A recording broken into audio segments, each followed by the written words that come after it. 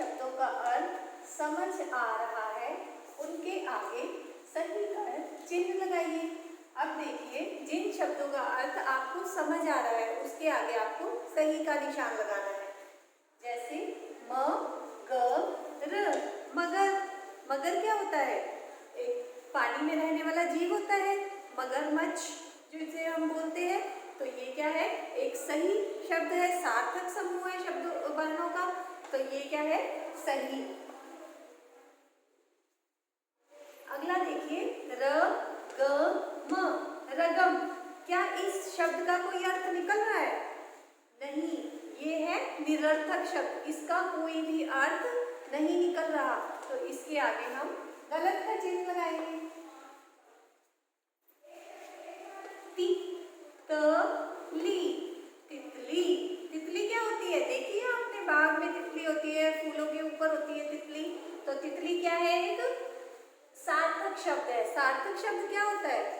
जो जिसका कोई अर्थ होता है। तितली का अर्थ है ना, ये एक तरह का जंतु है। ये आपने बागों में फूलों के ऊपर देखी हुई है। इसका आपको समझ आ रहा है कि तितली क्या होती है।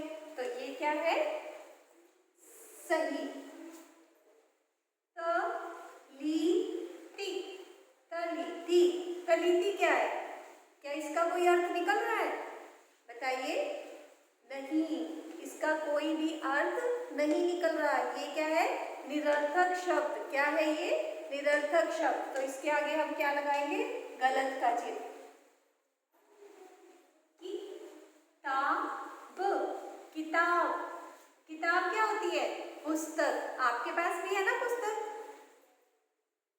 तो किताब, इसका कोई अर्थ निकल रहा है? ये आपने सुना हुआ है। तो ये क्या है? किताब। ये क्या है? सार्थक शब्द। तो इसके आगे सही का निशान लगाएंगे। ताकीब, ताकीब। अब बताइए, क्या इसका कोई अर्थ है ताकीब का? बताइए बच्चों, क्या इसका कोई अर्थ है? इसका कोई भी अर्थ नहीं है। ये क्या है? निरर्थक शब्द। क्या है ये? निरर्थक शब्द। जिस शब्दों का कोई भी अर्थ नहीं निकलता वो क्या होते हैं? निरर्थक शब्द। इसके आगे हम गलत का चिन्ह लगाएंगे।